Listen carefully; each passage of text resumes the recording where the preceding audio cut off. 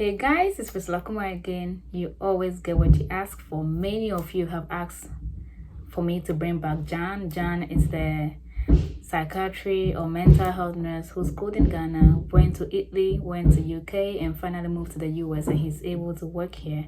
He's been working here for over 4 years, and you guys have a lot of questions for him. So I'm bringing him back for us to tackle some of your questions, for us to talk about how working in America as a psychiatry nurse has been, and the job prospects, and any other thing that concerns the profession. He took Nclex RN, yes. He's working as an RN, but luckily he got the behavioral science field to work in, okay? So yeah, that's what we're talking about today. Watch this video to the end, share the video with others. Don't skip any part of it. It's possible if you're a diploma nurse, registered nurse, psychiatry nurse, midwife, bachelor's, BSN, BNSC, as said in Nigeria, it's possible for you to work in the US. But the right path is what we will show you. We at USRN Pathway Consult, UPC for short, where I am the lead consultant, will show you and hold your hands and walk you through the process one step at a time till you achieve that USRN dream of yours. Yes, I know you desperately want to leave Africa and you want to work in America, and we are the first processing consult to be able to do this and make it possible. So reach out to us at USRN Pathway Consult at gmail.com. I'm going to leave all the numbers in the description box and on the screen. Thank you for all those who have hosted me on your channel, and thank you for all who have come onto my channel. Welcome to you all new subscribers. This is me, the fabulous Priscilla, Ghanaian and now an American, and I love creating nursing content, and don't give up on that dream. It's possible. And John, thank you very much for coming to the channel once more. I'm happy to have you. Thank you for the opportunity as well too. Kindly introduce yourself once again, because you were just here a few days ago. Yeah, so my name is John Bukara Kwame, from Ghana, a trained mental health nurse. From Ghana to the United Kingdom. As she said, I went to pursue certain courses in Italy, from Italy back to United Kingdom, from United Kingdom to the United States. Yeah, so in the United States, I'm a registered RN. I work at the psych side, which we call the behavioral science side. That's where I work currently. Okay, nice. So per video, some of the questions people were asking is that how did you do it from UK to US? We talked about that, but they still had clarity. So if you can summarize quickly, doing everything, did you do the process from the UK to US, or did you come into the US? Because you said you were already visiting back and forth. From the UK, it was I was already on a B1, B2 visa. Okay. So I took an opportunity whilst I came to the US to do the process. So it was a back and forth stuff. So just like any other person who uses B1, B2 visas, I was equally on a B1, B2 visas. So I took that opportunity to do the processes. And then I even went to Ghana during the time when I submitted all my documentation. I even went to Ghana, came back to the United Kingdom. And then when the process is almost done, then I moved to the US to make sure everything was done. Yeah. Okay, so you mentioned documentation. What documents do somebody who is starting afresh, sitting in Ghana, Tanzania, Kenya, what documents do they need to gather? Yes.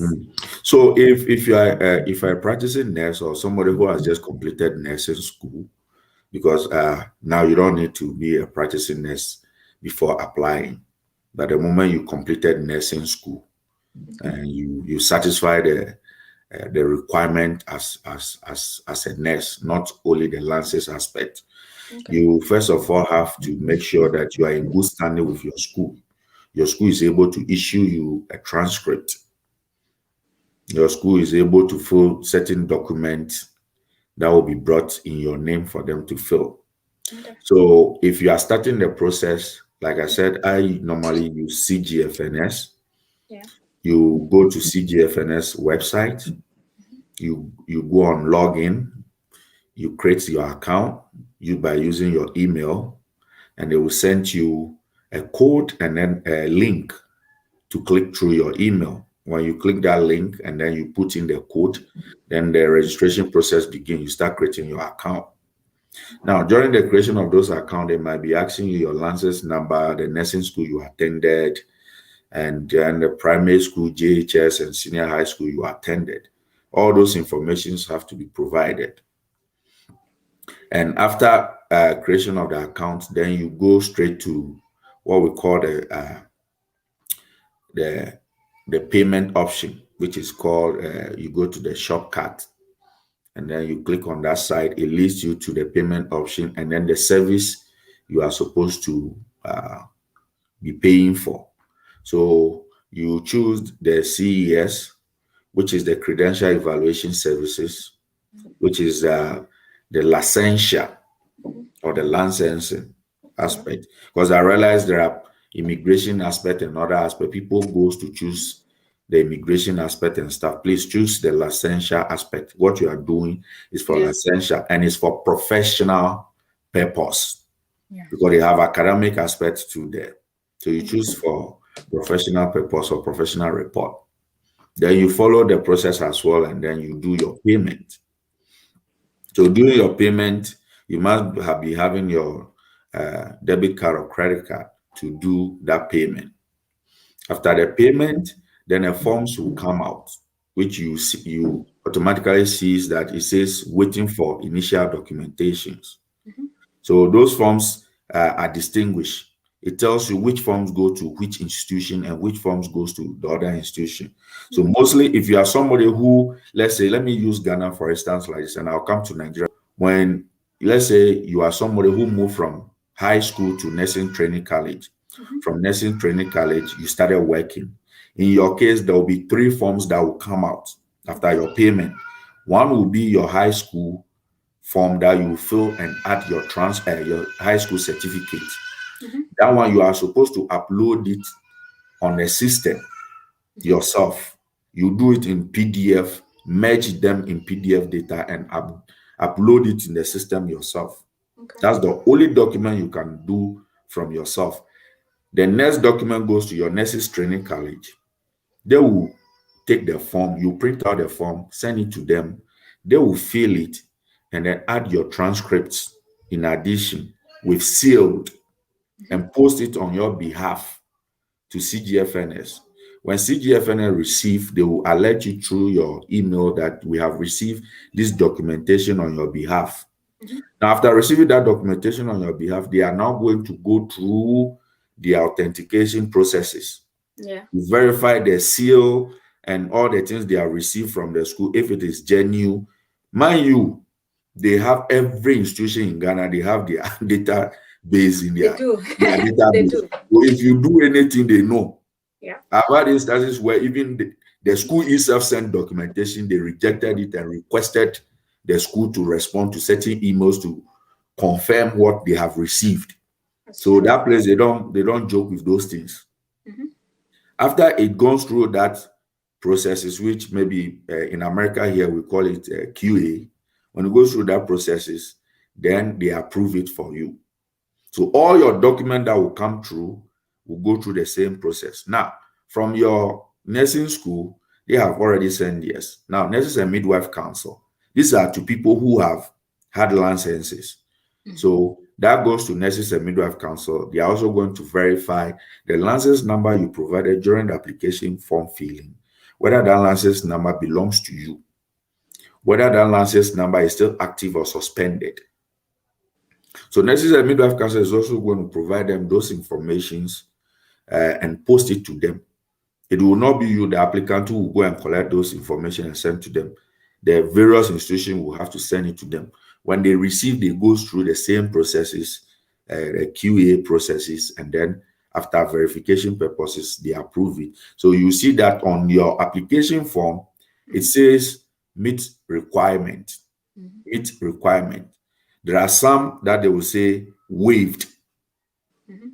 That's how the process is. So when they receive all these informations, they gather all, and then they send an electronic documentation to the nursing board, the state you have chosen.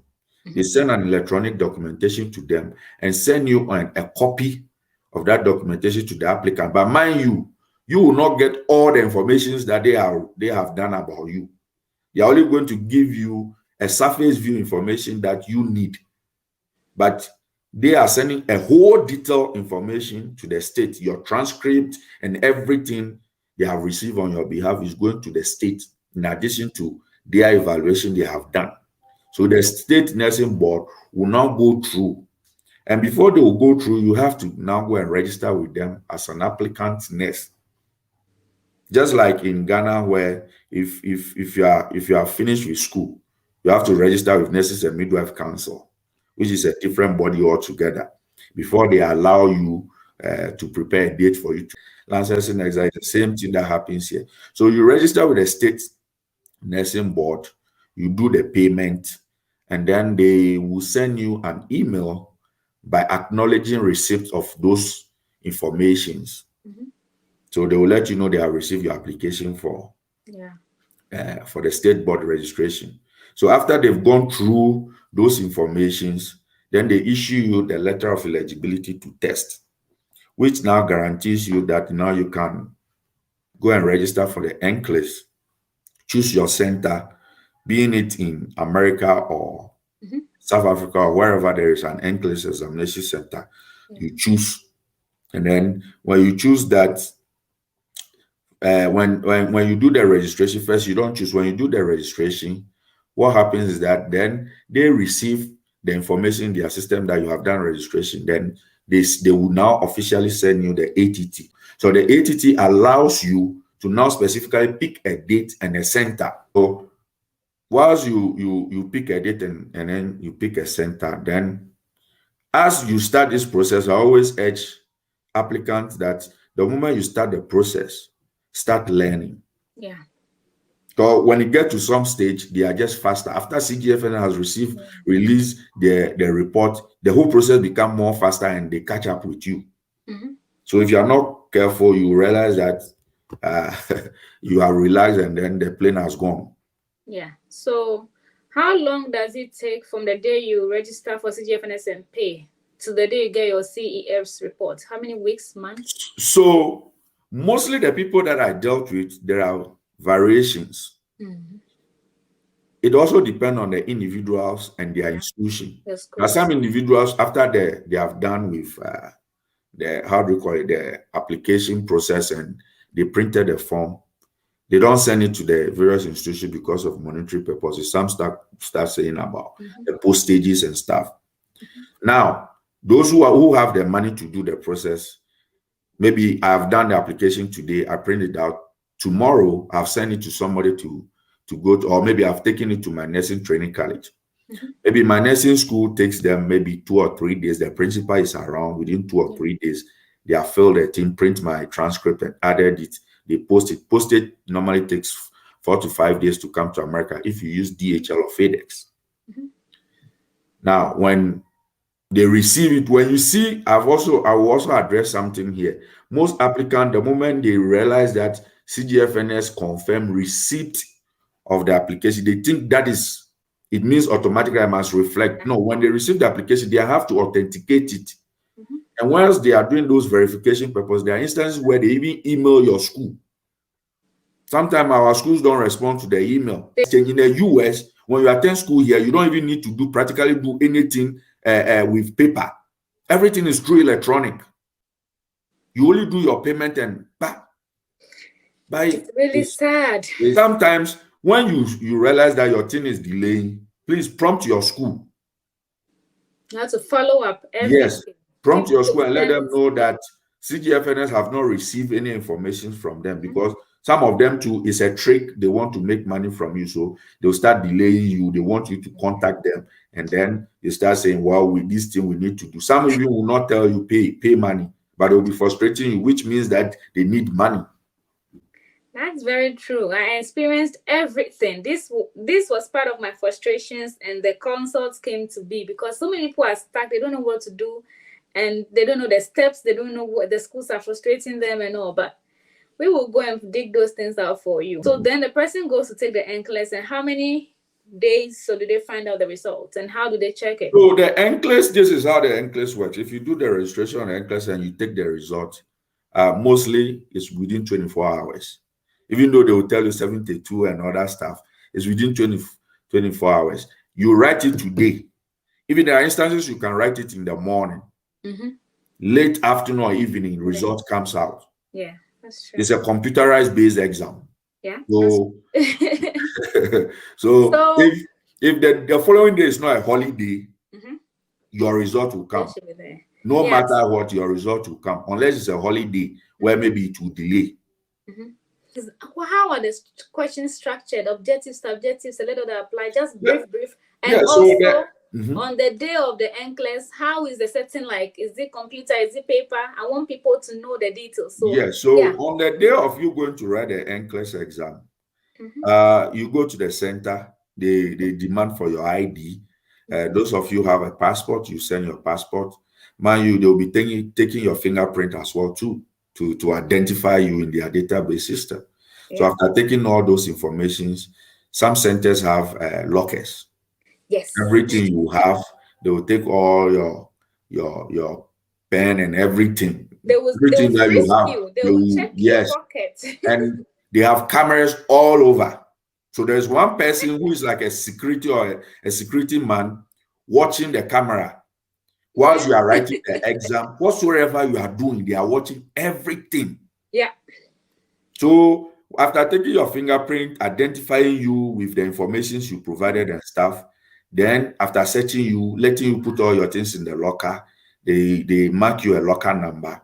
You go, somebody will direct you to where the exam hall itself is or where the computers are. When you go there, there's another person there again who will now search you again. Yeah. And make you sign certain clauses which will bind you that you are not supposed to ask questions, you are not supposed to talk to anybody or even turn. Anything you have to do, you must call his attention. You can't turn your neck. No. You cannot turn your neck without calling his attention because there's a glass booth. You're in the glass booth. Yes. There's nobody by your side. You do means that you are violating the examination rules. That's why you have to read that particular thing very, very well. So you don't go and be making argument or challenging them. So that person will also search you, give you certain document to sign, and show you where exactly you have to sit. Then you sit down, then you will come and then tell you this is what you must do to log in. After he telling you what you must do to log in, the rest you are on your own. Yeah. I remember two things. There's a headphone. Yes, they give you a headphone. Yes. And there's a plain slate, a board, white board with a marker. Yes, with a marker for blank. You cannot clean whatever you've written. You leave it like that. Yes. Even if you want to clean it, you have to call his attention. That's the rule there. So you sit down. This one is called the judgment day. It's between you and the computer. So anything you have to speak to the computer yourself. That personal magic. So you sit down, take the exam. The exam is a computerized one. So sometimes at 75, it can shut down. That 75, when it shut down, there are two things involved. Either you are doing exceedingly well or you are failing. Yeah. Sometimes it will take you more than a 75. It means that it's either you are not doing good, you are not doing bad too. So they are trying to give another opportunity to make it. Because it's kind of a computerized something. When you get to the passing mark, it shut down on its own. But when they give you more chance and they realize that you are still not passing, it also shut down on its own. So it means that we realized that you weren't doing bad. So we wanted to give you maybe an extra 4 or 5 questions, which if you pass maybe 3 or 4 in it, then you make it. Maybe that 3 or 5 questions you didn't pass, so it shut down. It means that even if we give you 10, you will not be able to do it, so you are failed. You have to go back and prepare. Or they give you the same question and maybe you pass 3 in it, then you realize that this 3 has made you cross the line, so you have passed. So that's how the exam, the nature of the exam is. Do you still remember some sections? Select or apply objectives. Yeah, so mostly the exam is individualized questions. So what Kweku and Kwame will go the same day. The questions are different for Kweku and are different for Kwame. So there are instances where you may see this matching. You lift one from one box to the other. Maybe nursing procedure, they can give you a nursing procedure. Then they will tell you arrange it in accordingly to the procedure. Yeah. Maybe taking of vital signs, or maybe how to procedure or how to wear a catheter for somebody. So there are processes, procedures. They have put all the procedure there, and you will have to now match them and make sure they are in order. So maybe box A and box B. So they will put, let's say they will remove one of the procedure from box B and put it in box A, and then move another from box A to box B, and then they will ask you to arrange them in chronological order or in a matching order as the procedure is established in the nursing procedure manual. So that's one aspect. There are instances where you do medication calculations, how to do medication calculations, Dosing, medication dosing calculations, and those things. But like I always say, those questions, most likely my applicants, like, don't spend much time on those things, because the questions, you get 2 or 3 questions. You don't spend much time on those. Reading strips, the telemetry. Realize that cardiac catheterization questions normally come a lot. A lot. They should always take that thing very serious. Majority of the people, every time you realize that these cardiac catheterization questions comes a lot. So applicants should always look at that thing. And so one of the things about the Nclex is that when you're writing the Nclex exam, there's something that can prompt you to know you are failing. You realize that a question that you have answered, when it's wrong, the computer has a way of repeating same question with similar nature. That's to tell you that no, there's something going wrong. So you realize that you answered this question, the next thing looks similar. Or you see the same question will repeat itself again. It means that you have not answered that question properly. It means that you are failing. So if that thing comes continuously for 5 or 6, you are heading towards failure. It means you are not performing very well. That's one of the things you can use to identify that it's going well or it's not going well. Even after the exam, there is some way we have also identified that you can use, is try to re-register again and see if it will go through. If it goes through, it means you fail. But if it says you already registered, it means that there's a good news coming. So those are some of the tricks we use to identify if things are going well with you. In fact, the Nclex, sometimes I can tell you that you write the exam, you cannot be sure whether you are passing or you are failing. It's like that. You cannot be straightforward to yourself that, oh, these questions I know I'm no. Unless maybe there's something you know that some of us don't know. That one, because I've never seen anybody who is proud like, I've done it. Like this one there, it will go. It is only sometimes. That's why I always say sometimes you put it in prayers to and call on the God you believe to come into your aid. And so, and if you go and write it and you fail, please don't let it end there. I know it's so difficult to try again. If you wait for so long, 1 year, 2 years, you can't do it ever again. I know people who have written the Nclex for 4, 5 times and 6 times, and they have made it because they are determined.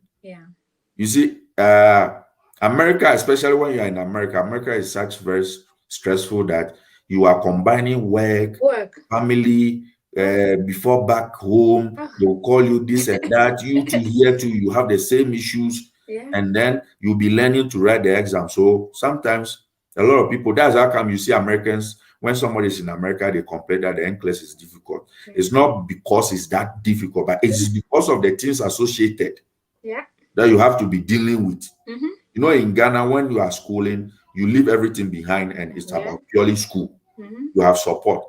But in America, you are on your own. You are your own mother, you are your own father, you are taking care of kids and stuff. You are doing your 8 or 12 hours. From that, you have supposed to come and learn. So it's not easy when it's in America. When you are in Ghana, we always have a mentality that education and stuff in America is easy. But please, It takes determination. It's not that easy as you think. Okay. So one of the questions after you came and left, everybody wanted access to you, and obviously I can never give your number out because it's unprofessional. But one person reached out to me from UK. She said she passed Nclex 2 years ago. She's a mental health nurse in the UK. She's I think originally from Nigeria, but she's British. She passed Nclex and she's looking for sponsorship. She can't make it by herself, so she's looking for sponsorship to come, an agency that will sponsor her to come to the US.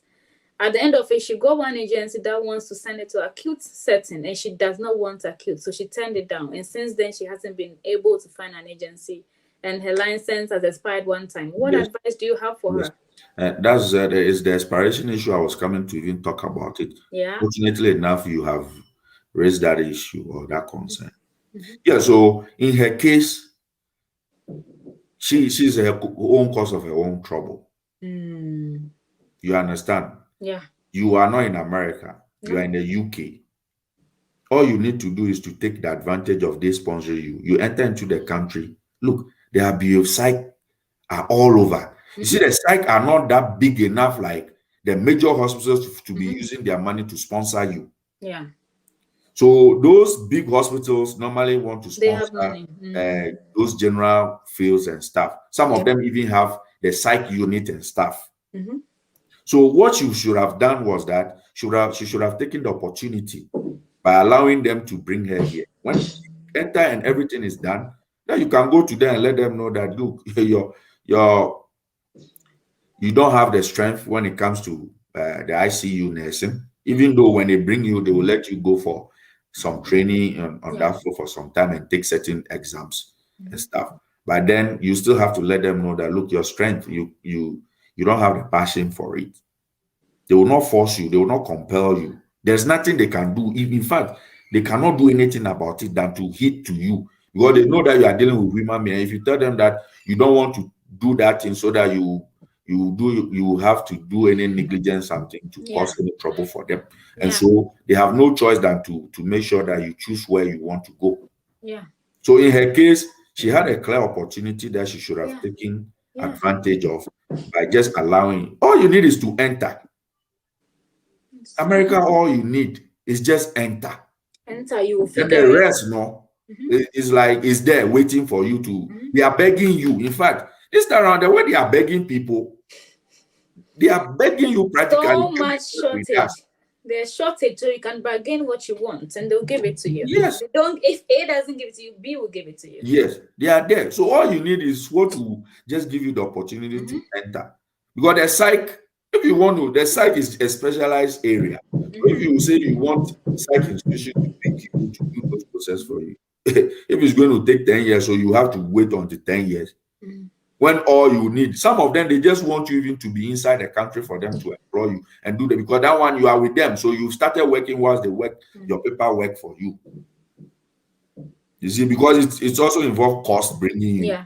So when you are able to get in, the rest of the thing is even easy for you. You will not go to jail unless you have violated some kind of big problem, or some ethical rules. So in her case, I would have asked her to renew her license and take advantage of it, get in, and then you pick wherever you want to go, because there's no way she will enter into America and she will not get a psych or behavioral facility to work in. Okay. So just for my viewers, pardon the noise. We're doing some work downstairs. There's a baby over there in John's house. So it's summertime. Our houses are noisy. Forgive the noise. So two main questions. Which states will you advise a psychiatry or mental health nurse to use, bearing in mind that they have many or multiple chances to retake the Nclex in case they fail? Which states will let you retake the Nclex many times, at least 3-4 times? And which states should a psychiatry nurse use when they want to embark on this USRN journey? Okay, so I would personally advise somebody who, in terms of retaking the exam, where you don't want to use some states that only have 3 opportunities for you. So you use Virginia, New Mexico, even though they call it New Mexico, but it's Mexico. Mexico. Yeah. So you use Virginia and New Mexico. And then I learned Illinois is also offering the same opportunity. Use Virginia and then New Mexico. They give multiple chances. Do you know by any chance? Yeah, so they give multiple chances. Like I said, I have friends who went through the same processes and stuff. Okay. Yeah, like I said, it's not everybody who goes 1 or 2 or 3 who make, but make your mind that if that is what you want, put your effort to it. Whether 4 or 5 times, you will still pass. And that dream you've been waiting for years, you realize it. Yep. So I believe you used Virginia yourself, and I believe you live in Colorado. How was that possible? How did you transfer your license? Yes, in America, there's something we call compact states. Compact states means that these are states where you can easily transfer your license and work with those various states. So I can get a license from, let's say, Colorado, and I can move to Virginia and work with the same license in Virginia. The same way I can get my license from Virginia or Ohio or other states and then move to any of the compact states and then practice. All you need is to do what we call transfer of license, which will not cost even up to $100.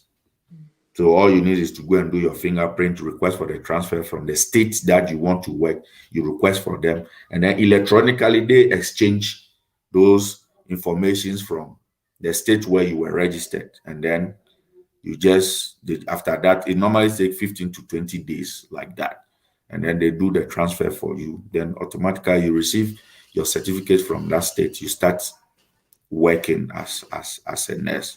But it's not all the states that are compact states in the US. So I have passed it. I went to South Africa, I wrote the Nclex, I passed. What do? I live outside the US. Do I find a recruiter? Do I find an agency? Do I apply for a visa myself? What do I do after I pass Nclex? Yes, so if you are outside the United States, there are various means through which you can come.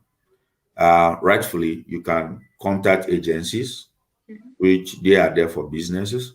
Yeah. You can also contact hospitals. There are majority hospitals in America. You can, they are hiring direct and staff. You can contact them. They can also sponsor you for you to come and work. So that one you are working with the hospital directly.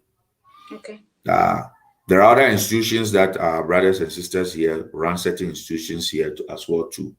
They can also get you involved by employing you directly themselves. Employing you to the US is not that much a problem, provided it's a business registered and they have tax revenue filings to show to the US embassy that yes, we file taxes and we are in a good standing to sponsor an applicant. It's not that much difficult. Even me here, I can do that because I have a business, even though I'm no more running that business. So if I want to do that, it means that I have to run that business for 1 year, start filing taxes and stuff. So it's not a big deal when that. But then somebody outside, you have to contact directly the institutions like the hospital or an agency who will facilitate the process for you. So it's not a difficult issue. Yeah, passing the Nclex gives you the pass. You'll be all it is the exam for you to pass. That's why I always tell the people that in Ghana we call it cocoa tree. Your cocoa tree is the passing of the exam. The more you pass the exam, there is not the rest is like you should just be thanking God that you have helped me realize my dream. Yeah. So what will you advise other nurses, general nurses, and those who have a chance to be recruited by agencies like Evans or Grady Python? What will you advise them to do? Direct hire, or they should be bonded to what are the pros and cons of direct hire? Basically, that's what I'm trying to say. Because as it stands, there are no agencies hiring psychiatric nurses in Ghana as we make this video today. But those who have the chance to go with those agencies, should they direct hire? What are the pros and cons? I don't advise people to use agency.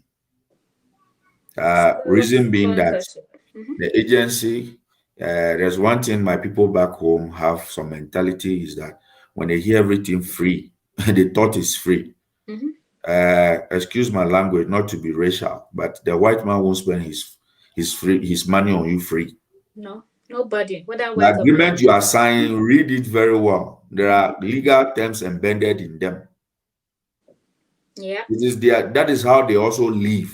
They will not use their funds that they have gotten from banks and stuff to come and sponsor you for you to just come to America and then live your liberty and be enjoying. No.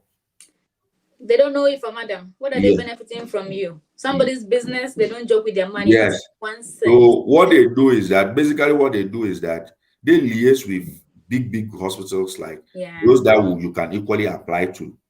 They liaise with them. In fact, in America, there are shortages of nurses already before even this pandemic came. Yeah. When this pandemic came, others have resigned, others died.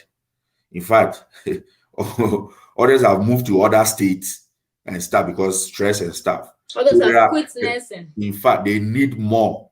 People quit nursing because of Yes. personal health. Nurses Yes, some have even also ventured into other businesses. What I am equally trying to see for, so I will also move out of it. I will keep the certificate down though. Yeah. Yeah. It So breaks your back after some years, you need a break. yeah. So these agencies, what they do, they liaise with those big hospitals because they are in business with them. They supply nurses to those hospitals and stuff. So what they do is that the hospital requests to them like, okay, we need ICU nurses. Now those are hot kind of hot cake in America now. Yeah. We need ICU nurses and stuff, blah blah blah, like or psych nurses or med surg or some stuff like that. So these agencies, they know that you are an applicant who have already passed. So all they need to do is to liaise with them, give them your details because the hospital is also supposed to find out if truly you are qualified and stuff. So they will provide those information to the institution and let them know that they can provide maybe certain number of so and so to them. So they bring you and then they give you those training. If it is ICU, they needed you, they will convince you and say, we'll train you for the ICU and stuff. Mind you, if the hospital directly is going to pay you, let's say $30 per hour, the agency might be giving you $25 per hour or 24 less an hour. Now, that is where they also start making. So the hospital will not pay you, your pay stub will not come. In Ghana, we call it, how do we call it? Pay slip. Your pay slip will not come directly from the hospital. Your pay slip is coming from the agency. So you realize that it's the agency that is paying you, not the hospital. So aside that one, the hospital also have another payment to make for the agency.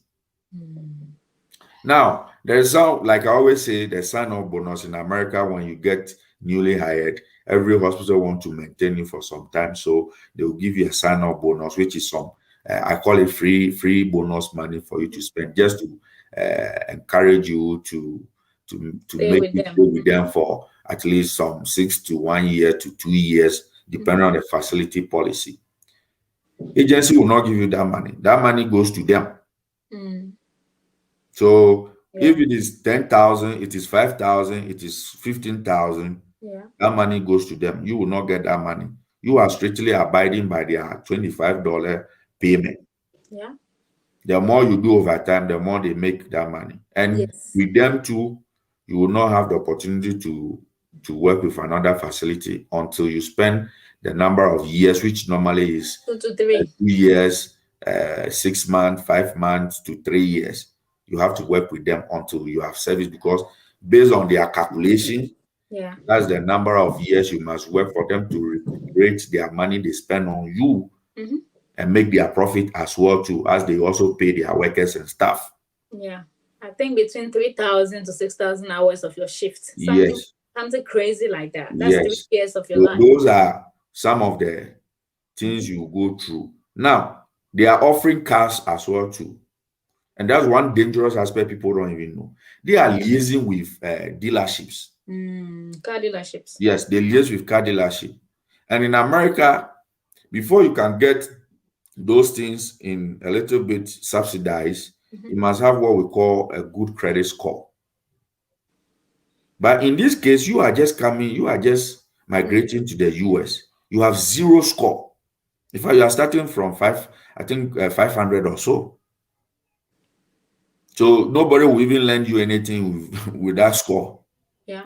So when they liaise with the dealership, because you don't have a good credit score, the credit score just gives you like a power to borrow money, and and show that that you have the ability to you pay pay. back. Yes.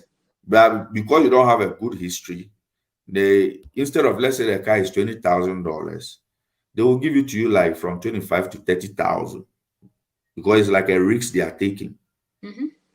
But within the agency and then the dealership, there's a business. That money, they have their also share or cut in it. Like Ghanaians will tell you, my cut.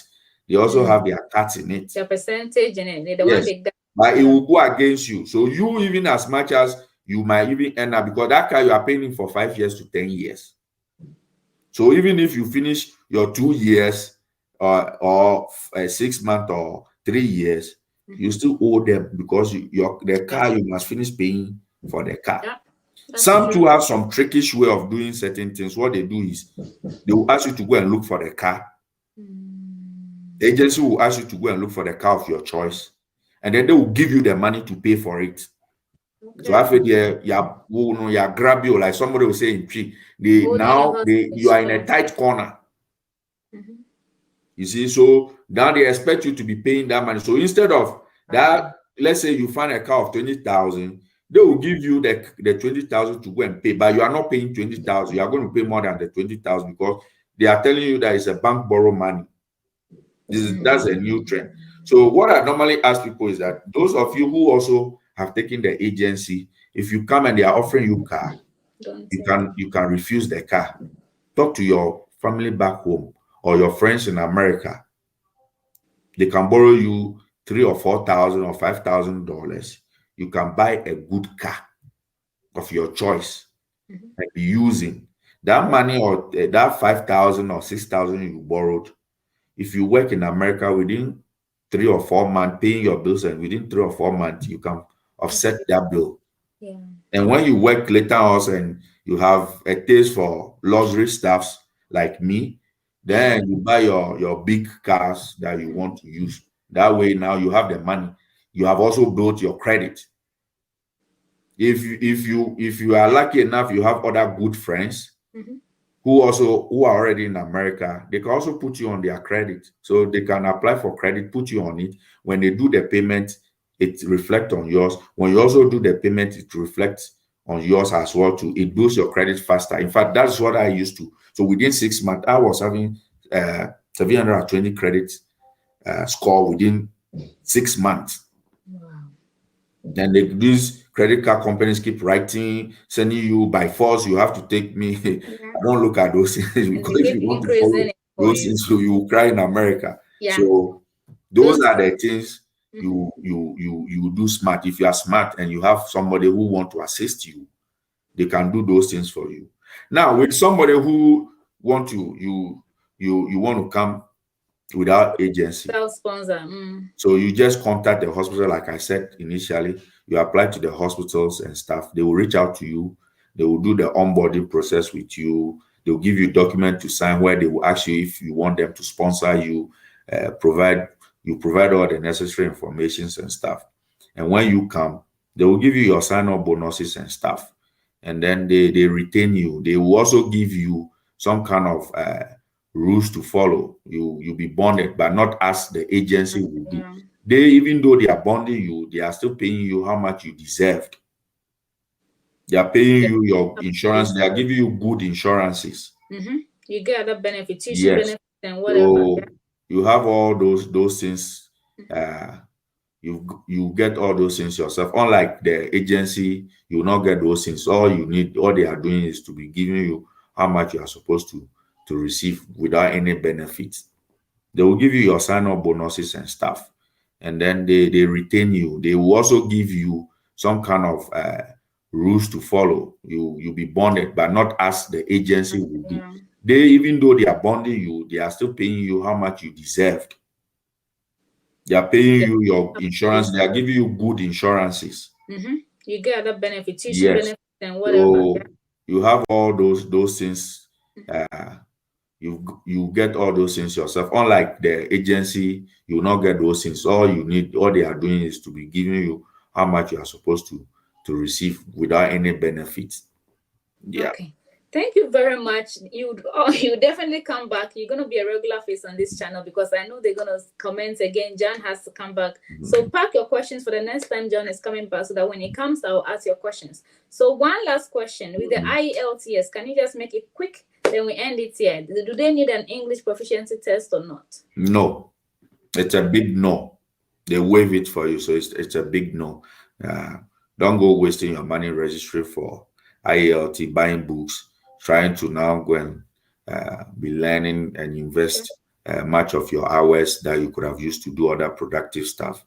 Who are they? Who will waive it for you? CGFNS or who? CGFNS, and then the state board will waive it for you. So CGFNS first will waive it for you and let the board understand that all the courses you have pursued back at home were all pursued in English, and so you have met the criteria without you writing the IELT. So, if you want it waived, is there a particular form you have to fill? How do you? Yeah, so when you are doing the CGFNS documentation, there's a place where they request for the how do you call it, the English proficiency how do you call it, results. So you just go to next, just click next, and then during the time where you are picking the state board, there's a place where it will request whether you want to buy the English proficiency how do you call it, waiving. You want them to waive it for you. You pay $85 and then they waive it for you. Yeah. Okay. Thank you very much. It's been nice chatting you. This can go on forever. You and I have a lot of information to give. I'm not going to give your number out as they are worrying you. You are already slammed with so much information. So anything they need, I'll direct them.